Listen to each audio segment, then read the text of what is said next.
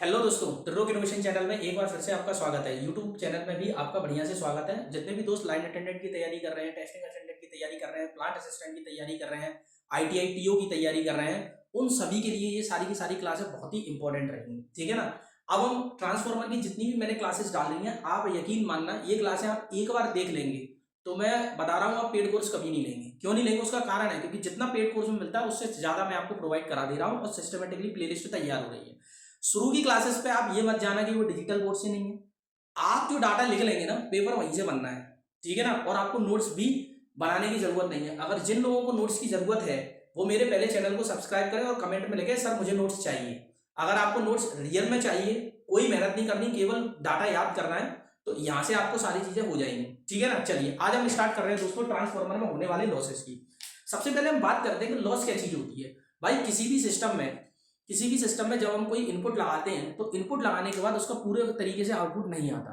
मतलब इनपुट और आउटपुट में जो बीच में डिफरेंस आ जाता है वही आपका क्या कहलाता है, लॉस कहलाता है। क्या ये बात समझ में आई? क्या ये पॉइंट क्लियर हुआ? चलिए अब मैं बताता हूँ लॉस क्या चीज होती है। जैसे हमारे जीवन में भी लॉस आता है। मान लो हम सुबह उठे और हमने सोचा कि आज हम 4 चैप्टर किताब के पढ़ के सोएंगे।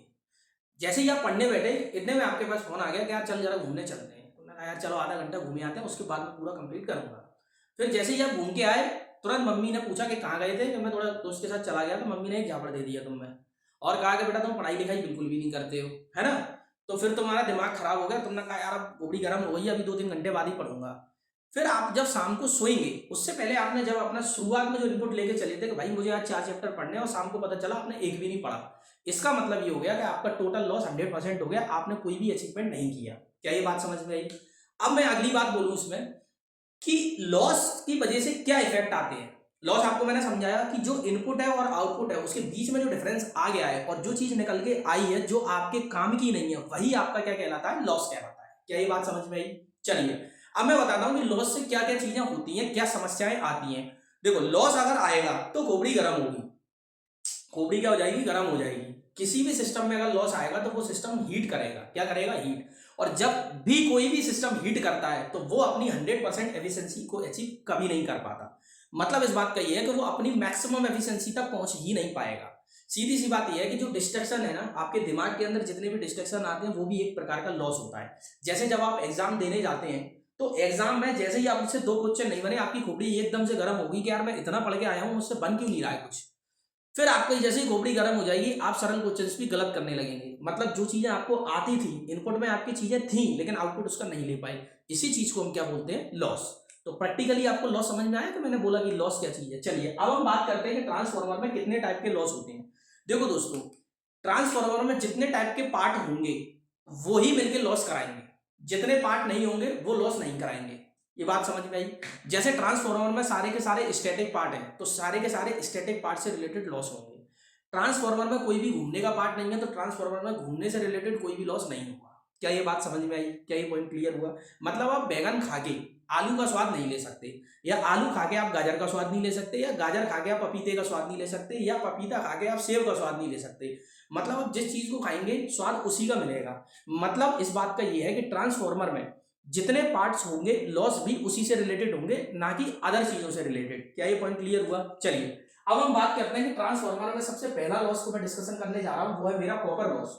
तो भाई लोगों, कॉपर लॉस क्यों हुआ, मैंने ये बात पहले ही बता दी। कॉपर लॉस इसलिए हुआ क्योंकि क्योंकि कॉपर इसमें सबसे बड़ा पार्ट है। भाई जो बाइंडिंग बनाई जाती है वो किसकी बनाई जाती है, कॉपर की बनाई जाती है। अगर आप एल्यूमिनियम की बाइंडिंग बनाएंगे तो एल्यूमिनियम लॉस हो जाएगा, है ना। लेकिन इसको एक जनरल लॉस जिसका नाम दिया गया है, एक्चुअलिटी में ना तो कॉपर लॉस होता है ना ही कोई एल्यूमिनियम लॉस नाम की कोई चीज होती है। लॉस हमेशा ओमिक होता है। क्या होता है दोस्तों? ओमिक। ओमिक का मतलब होता है रजिस्टिव लॉस।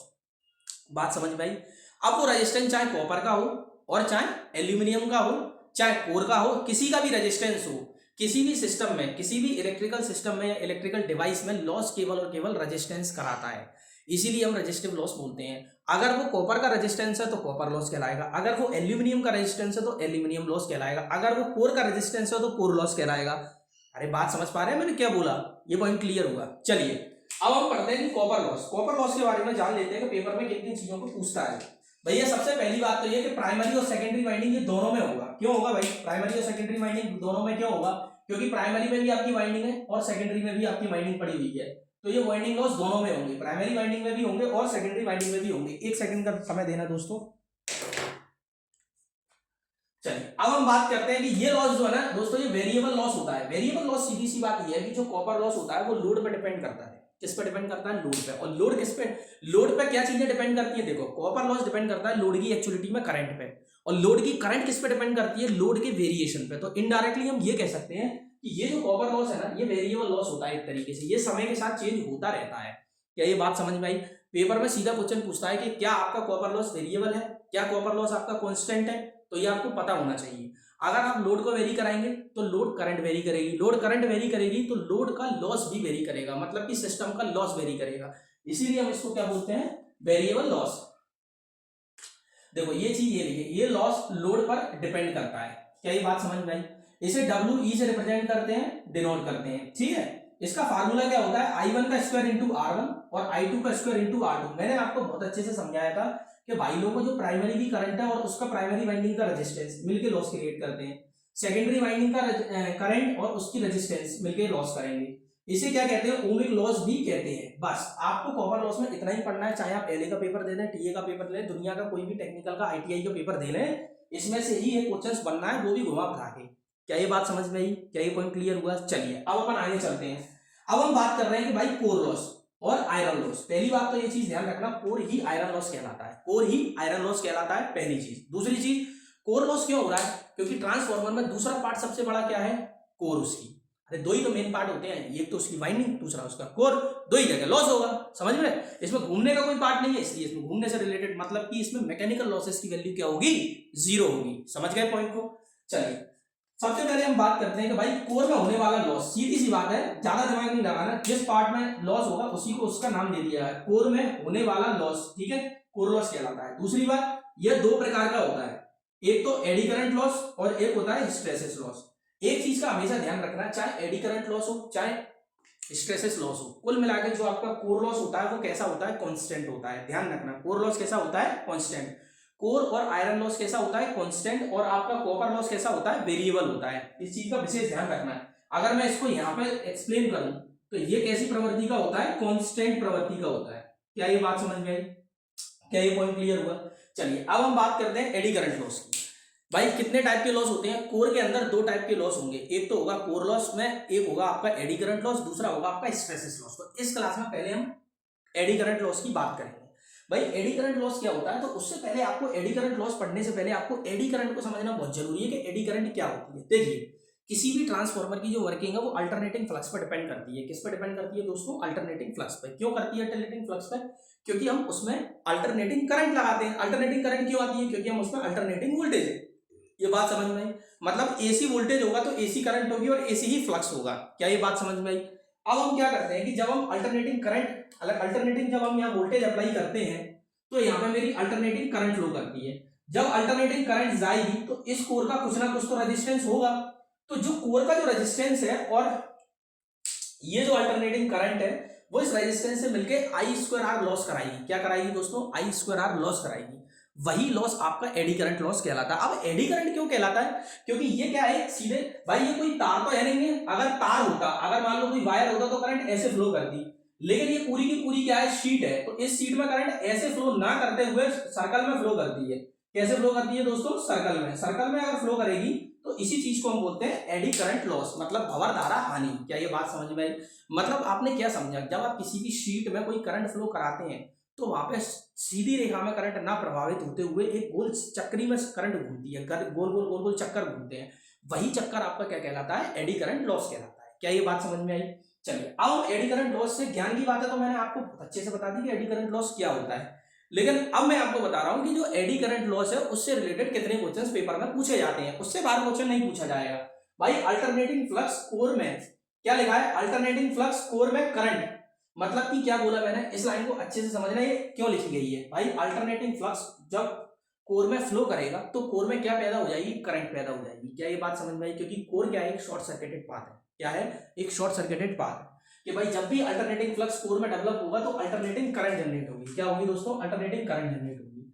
यही करंट आपकी क्या कहलाएगी? Eddy current. सेकंड पॉइंट में मैंने देखो क्या लिखा है, यही करंट आपकी क्या कहलाएगी? Eddy current. अब कोर के रेजिस्टेंस के साथ लॉस करेगी, एडी करंट लॉस बना लेगी। मतलब सबसे पहली बात तो ये कि किसी भी चक्ति में, किसी भी कोर में जब आप अल्टरनेटिंग फ्लक्स फ्लो कराते हैं तो अल्टरनेटिंग करंट डेवलप होता है, और यही अल्टरनेटिंग करंट आपकी एक तरीके से एडी करंट बन जाती है। और ये जो रेजिस्टेंस के साथ ये करंट मिलेगी तो क्या कराएगी दोस्तों, I²R लॉस कराएगी। यही लॉस आपका क्या कहलाएगा, एडी करंट लॉस कहलाता है। अब पेपर में सबसे ज्यादा क्वेश्चंस पूछा जाता है कि भाई एडी करंट लॉस के बारे में आपने ज्ञान की बात है तो ले ली, पेपर में क्या क्या क्वेश्चंस पूछे जाते हैं। तो ये इसका फॉर्मूला होता है WE बराबर KE इंटू BM का स्क्वायर F का स्क्वायर इंटू T का स्क्वायर इंटू V। ये इसका फॉर्मूला होता है। ये पेपर में सीधे सीधे कई जगह पूछ लिया जाता है। क्लियर है? चलिए अब हम इसमें एक एक पॉइंट्स को डिटेल में एनालिसिस करते हैं। सबसे पहले इसको हम बोलते हैं एडी करंट लॉस। ये WE जो है वो एडी करंट लॉस है।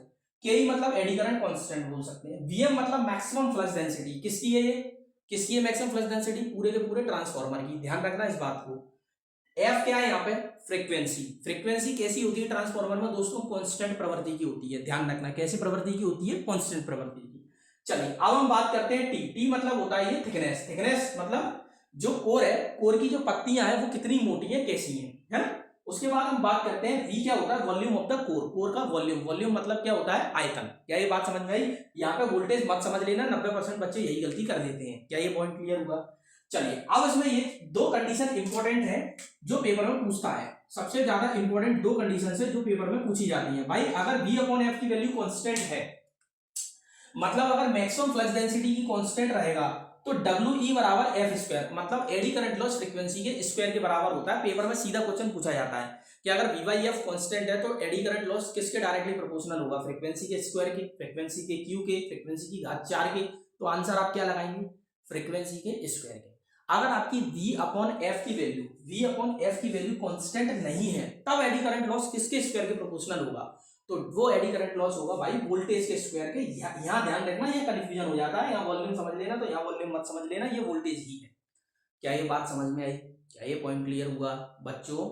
बहुत सिंपल से कॉन्सेप्ट है और पेपर में यही समझाया जा रहा है। ठीक है ना? क्या ये बात समझ में आ गई आपको कि एडी करंट लॉस क्या होता है? भाई एडी करंट लॉस को समझने से पहले आपको एडी करंट समझना होता है। एडी करंट कब पैदा होती है, किसी भी कोर के अंदर जब अल्टरनेटिंग फ्लक्स आता है तो वो अल्टरनेटिंग फ्लक्स उस कोर को कट करेगा। कट करने से उसमें क्या होगा, EMF डेवलप होगा। EMF डेवलप होने से वो कोर कैसा है, शॉर्ट सर्किटेड है, तो उसमें क्या करंट फ्लो होगी, वो भी गोल गोल घूमती हुई। और ये जो गोल गोल घूमती हुई करंट है यही आपकी क्या कहलाएगी, एडी करंट। क्या ये बात समझ में आई? क्या ये पॉइंट क्लियर हुआ? चलिए अब हम पढ़ेंगे क्या, हिस्टैरिसीस लॉस के बारे में, है ना। तो हिस्टैरिसीस लॉस के बारे में अभी 1 मिनट में आपको समझाता हूं।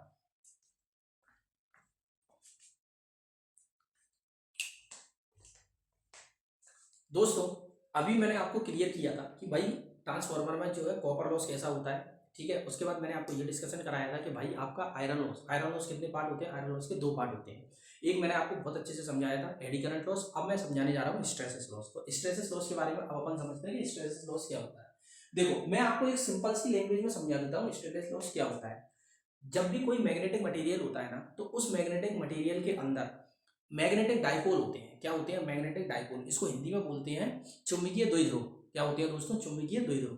तो ये जो मैग्नेटिक डाइपोल है ना, ये अपनी डायरेक्शन को बार बार चेंज करते हैं, कभी इस तरफ, कभी इस तरफ, कभी इस तरफ, कभी इस तरफ। क्यों करते हैं, क्योंकि इसमें अल्टरनेटिंग करंट लगाई जाती है। तो जब अपन अल्टरनेटिंग करंट लगाते हैं तो अल्टरनेटिंग करंट जो है ना 1 सेकंड में 50 बार प्लस और 50 बार माइनस होती है, क्योंकि इसकी फ्रीक्वेंसी कितनी होती है, 50 हर्ट्ज। समझ गए? तो 50 बार करंट इस तरफ रहती है, 50 बार करंट इस तरफ रहती है। तो ये क्या करते हैं, मैग्नेटिक डाइपोल जो होते हैं वो करंट की डायरेक्शन की तरफ होते हैं। जब करंट इस डायरेक्शन में होगी तो ये इस तरफ हो जाएंगे, जब करंट इस डायरेक्शन में होगी तो ये इस तरफ हो जाएंगे। मतलब क्या, ये 1 सेकंड में इधर इधर, राइट लेफ्ट। तो इनके करने से क्या होता है, कोर धीरे धीरे गर्म होने लगती है, और इसी टाइप की लॉस को हम क्या बोलते हैं, हिस्टैरिसीस लॉस। क्या ये बात समझ में आई? क्या ये पॉइंट क्लियर हुआ? अगर ये बात समझ में नहीं आ रही है तो इस वीडियो को थोड़ा सा पीछे रिवाइंड करना और फिर एक बार और सुनना इस बात को, तो आपको अच्छे से दिमाग में बैठ जाएगा। ठीक है ना? चलिए सबसे पहले हम बात कर रहे हैं कि कोर मैग्नेटिक और डीमैग्नेटाइजेशन। भाई ये लॉस किसका होता है, कोर के अंदर मैग्नेटाइजेशन और डीमैग्नेटाइजेशन की वजह से पैदा होता है। मतलब right magnetization, left demagnetization, magnetization demagnetization. जब कोर बार बार मैग्नेटाइज और डीमैग्नेटाइज होगी तो क्या होगा, तो इसमें एक लॉस पैदा होगा, उसको हम बोलेंगे हिस्टैरिसीस लॉस। ठीक है ना? चलिए अगली बात क्या कहता है, फ्लक्स के बार बार चेंज होने के कारण। भाई जब करंट चेंज होगी तो फ्लक्स भी चेंज होगा, फ्लक्स चेंज होगा तो बार बार मैग्नेटाइज और डीमैग्नेटाइज होगा। ठीक है ना? चलिए इसको WS से डिनोट करते हैं। ओनली फुल लोड लॉस, का ये केवल 2.5 से 3% होता है। ये एग्जाम में पूछा गया था, किसके? इसरो के एग्जाम में ये पूछा गया था, एलए में पूछा गया था और टीए में भी पूछा गया था कि भाई जो आपका कोर लॉस है, कोर लॉस में आपका स्ट्रेसेस लॉस है, वो फुल लोड का कितना कितना परसेंट होता है? 50%, 25%, 2.5%, 3%, 1%। तो 2.5 से 3.5% तक होता है। कितना होता है? 2.5 से 3.5% तक। इसका फॉर्मूला क्या है कि डब्ल्यू एच बराबर होता है K into K H B M की पावर 1.6 एफ इंटू वी।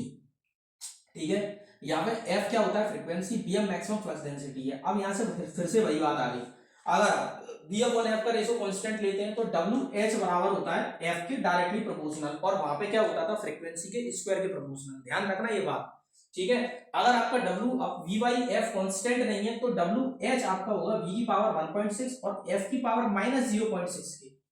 ये पॉइंट क्लियर हुआ। ये 2-3 फॉर्मूले ऐसे हैं जो आपको याद रखने ही रखने हैं, पेपर में क्वेश्चन सीधा सीधा आ सकता है, ठीक है ना।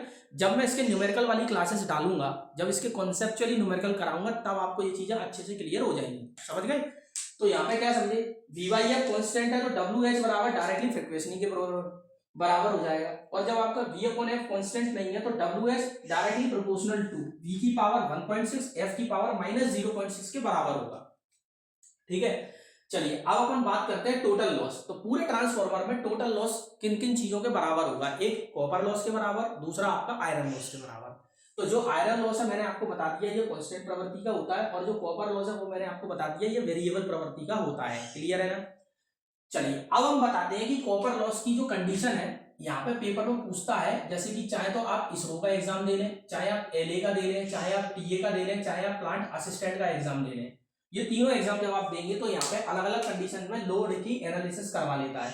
बोलता है अगर मैंने लोड को, मान लो कि किसी भी सिस्टम में अभी कॉपर लॉस 3 वॉट है, मतलब 10 वॉट है या 25 वॉट है या 50 वॉट है, ऐसे कुछ करके देगा आपको कि मान लो कि मेरा अभी फिलहाल टोटल जो कॉपर लॉस है वो 50 वॉट है। यदि मैं लोड को आधा कर देता हूँ, कैसा कर देता हूँ दोस्तों? लोड को आधा। तो अगर मैंने लोड को आधा कर दिया तो अब कॉपर लॉस की वैल्यू क्या होगी? तो लोड को जैसे ही आप आधा करेंगे तो ये 1/4 हो जाएगी। कितनी हो जाएगी? 1/4, मतलब 25/4, या सॉरी 50/4, मतलब जो भी वैल्यू इनिशियल होगी उसका 1/4 हो जाएगी। क्या ये बात समझ में आई? अगर वो बोलता है कि मैंने लोड को दोगुना कर दिया, कि पहले मेरा लोड था, जिस लोड पे कोई कॉपर लॉस था, मान लो मेरा 40 वोल्ट, अगर मैंने लोड को दोगुना कर दिया तो कितना हो जाएगा? तो दोगुना कर देंगे तो कितना हो जाएगा? 4 गुना हो जाएगा, मतलब 160 वोल्ट। 4 चौक 16, 40 गुणा 4। समझ गए? अगर मैंने लोड को 1/4 कर दिया तो कॉपर लॉस अब 1/8 से कम हो जाएगा। ये बात समझ में आई? ये पेपर में बहुत ही इंपॉर्टेंट कॉन्सेप्ट है। ये पेपर में सीधे सीधे क्वेश्चन पूछा जाता है ना। चाहे आप इसरो का दे लें, चाहे आप एलए का दे लें, चाहे आप टीए का दे लें, चाहे आप पीए का दे लें, चाहे आप लाइन अटेंडेंट्स जो भी पेपर है उनके दे लेंगे, तो ये क्वेश्चन आपका पूछे जाएंगे। अब हम बात करते हैं ट्रांसफॉर्मर में मैकेनिकल लॉस हो चाहे रोटेशनल लॉस हो, ये दोनों जीरो होते हैं। क्यों होते हैं जीरो? क्योंकि भाई लोगों यहाँ पे आपका घूमने वाला ट्रांसफॉर्मर में कोई पार्टी नहीं है, क्योंकि ट्रांसफॉर्मर कैसी डिवाइस है? एक स्टैटिक डिवाइस है, इसीलिए यहाँ पे कोई भी घूमने का पार्ट नहीं है। ये बात समझ में आई? क्या ये पॉइंट क्लियर हुआ? तो आज की जो क्लासेस में मैंने आपको समझाया, अब मैं अगले टॉपिक की जो चर्चा करने वाला हूं वो है एफिशिएंसी, कि ट्रांसफॉर्मर की एफिशिएंसी क्या होती है ना। चलिए अब हम एफिशिएंसी के बारे में डिस्कशन करते हैं।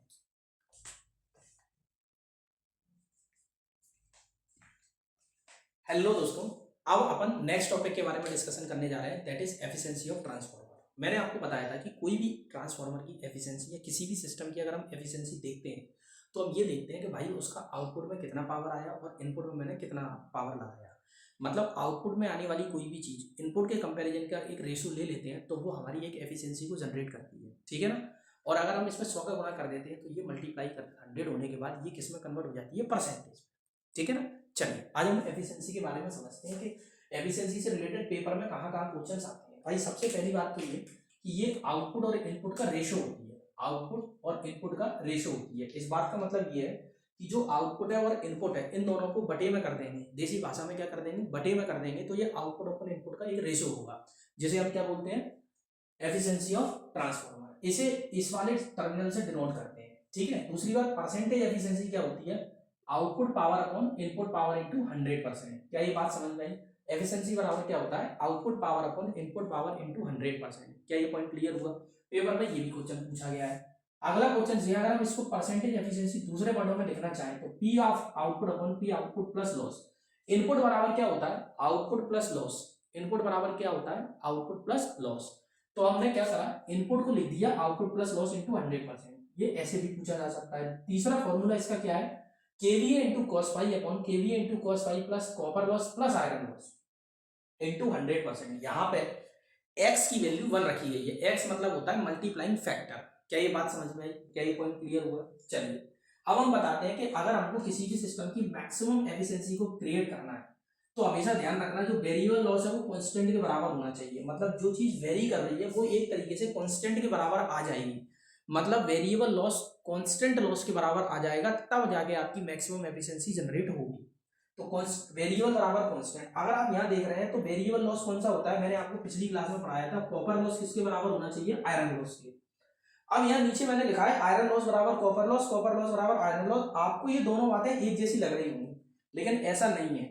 मैक्सिमम एफिशिएंसी की कंडीशन है वो है वेरिएबल बराबर कांस्टेंट, ना कि कांस्टेंट बराबर वेरिएबल। मतलब कॉपर लॉस वेरी होता है, वो वेरी होके कहाँ जाना चाहिए, कांस्टेंट की तरफ, ध्यान रखना। तो मतलब पेपर में ये लाइन सही रहेगी और ये लाइन गलत रहेगी। कभी भी आयरन लॉस बराबर कॉपर लॉस के बराबर नहीं आएगा, क्योंकि आयरन लॉस तो दोस्तों खुद ही कांस्टेंट है। समझ रहे हो कि नहीं? आयरन लॉस कैसा है, खुद ही कांस्टेंट है, इसलिए आयरन लॉस बराबर कॉपर लॉस नहीं, कॉपर लॉस बराबर आयरन लॉस होगा। अब हम बात करते हैं कि जब एफिशिएंसी मैक्सिमम हो जाएगी उस समय केवीए रेटिंग पे क्या इफेक्ट पड़ेगा, न्यू केवीए रेटिंग।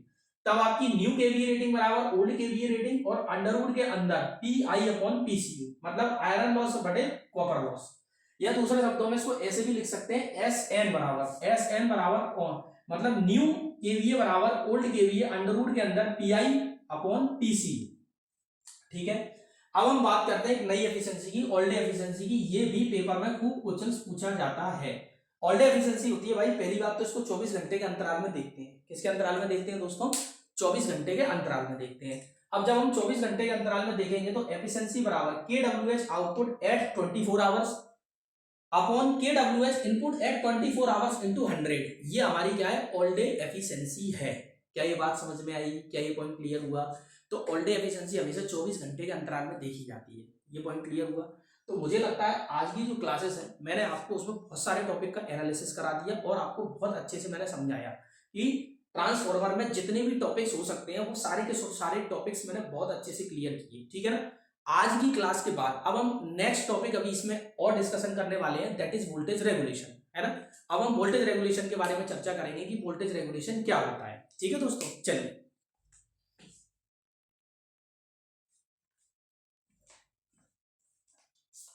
हेलो दोस्तों, देखिए अब हम एक और नए टॉपिक के बाद बात कर रहे हैं, वो है हमारा वोल्टेज रेगुलेशन। आपने बहुत सारे टॉपिक धीरे धीरे इस वीडियो में आपने देखे होंगे, है ना।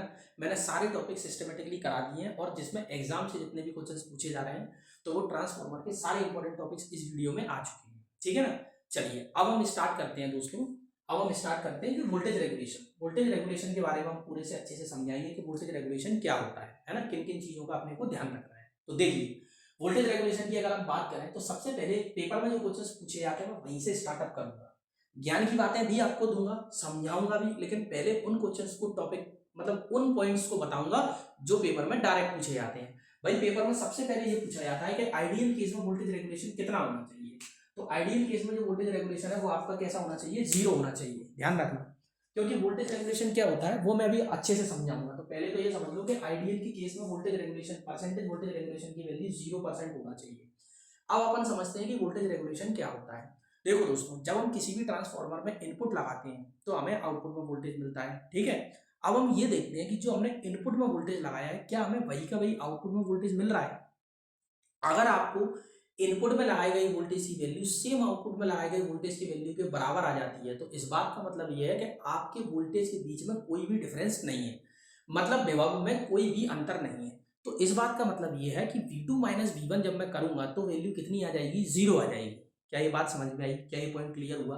तो इसी चीज को जो डिफरेंस इन वोल्टेज होता है उसी डिफरेंस को हम बोलते हैं क्या, वोल्टेज रेगुलेशन। अब इसमें कुछ कंडीशन होती है, जैसे पहले मैं फुल लोड पे वोल्टेज देखूंगा और फिर नो लोड पे वोल्टेज देखूंगा। मतलब कि नो लोड पे और फुल लोड पे, कि no load minus full load upon full load होता है। मतलब नो लोड पे कितना वोल्टेज है, फुल लोड पे कितना वोल्टेज है, जब उनके बीच में कोई भी डिफरेंस नहीं आएगा तो इस चीज को हम बोलेंगे वोल्टेज रेगुलेशन, है ना। जो भी वैल्यू निकल के आएगी वो वोल्टेज रेगुलेशन कहलाएगी, ठीक है। तो अब हम बात करते हैं, हम ये चाहते हैं कि चाहे नो लोड पे लगाए चाहे आप फुल लोड पे लगाए, वोल्टेज में कोई भी वेरिएशन नहीं आना चाहिए। हमें लोड को कांस्टेंट वोल्टेज प्रोवाइड कराना होता है। क्या ये बात समझ में आई? लोड को कैसा प्रोवाइड करवाना होता है? Voltage constant. क्योंकि अगर लोड पे वोल्टेज एकदम से बढ़ गया तो लोड डैमेज हो सकता है, अगर लोड पे वोल्टेज कम हो गया तो एफिशिएंसी लोड की कम हो जाएगी, काम करने की क्षमता उसकी क्या हो जाएगी दोस्तों? कम हो जाएगी, ठीक है। चलिए अब हम इंपॉर्टेंट बातें हैं जो कि पेपर में पूछी आती है। भाई आइडियल के केस में ये वैल्यू 0 होनी चाहिए, ठीक है। प्रैक्टिकल के केस में भाई 0 तो नहीं होगी, 0 नहीं होगी क्योंकि कुछ ना कुछ लॉसेस तो होते हैं भाई, लॉसेस होंगे तो डिफरेंस भी आ जाएगा वोल्टेज में। तो 0 से थोड़ी सी ज्यादा होगी, कैसी होगी? 0 से ज्यादा। तो प्रैक्टिकली अगर आप पूछें तो वोल्टेज रेगुलेशन 0 से बड़ा ही होता है, एक तरीके से ये वोल्टेज का डिफरेंस होता है, ठीक है। अब वोल्टेज रेगुलेशन का फॉर्मूला समझें, no load voltage minus full load voltage upon full load voltage into 100%।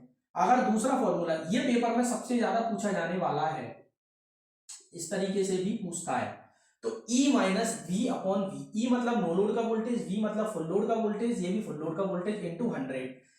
अब पेपर में थोड़ा सा और टफ करेगा तो इस टाइप से क्वेश्चन पूछ लेगा, परसेंटेज वी आर बराबर I2 into cos phi2 into R2 plus minus I2 into XT into sine phi2, ठीक है।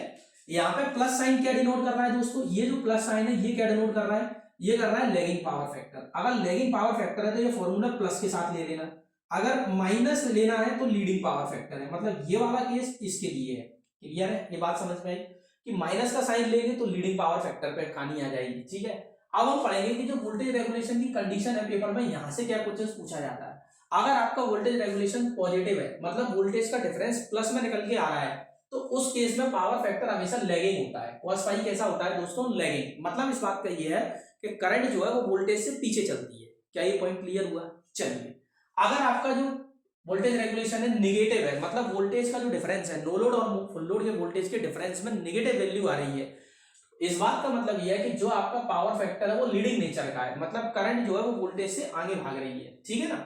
चलिए अब हम बात करते हैं जीरो वोल्टेज रेगुलेशन की। जीरो वोल्टेज रेगुलेशन है मतलब दोनों के बीच में कोई डिफरेंस ही नहीं आ रहा, तो फिर ये कैसा है भाई लोगों? ये है लीडिंग पावर फैक्टर पे। कैसा है दोस्तों? लीडिंग पावर फैक्टर पे। क्या ये बात समझ में आई? मतलब ऐसा भी पूछ सकता है कि भाई वोल्टेज रेगुलेशन जीरो और नेगेटिव किस पावर फैक्टर पे होता है, तो आप आंसर क्या करेंगे? लीडिंग पावर फैक्टर पे। क्वेश्चन ऐसे भी पूछ सकता है कि भाई किस पे होता है? लीडिंग पावर फैक्टर पे, लैगिंग पावर फैक्टर पे, यूनिटी पावर फैक्टर पे। तो क्या आंसर लगाएंगे आप? लीडिंग पावर फैक्टर पे, क्योंकि जीरो और नेगेटिव लीडिंग पावर फैक्टर पे होता है।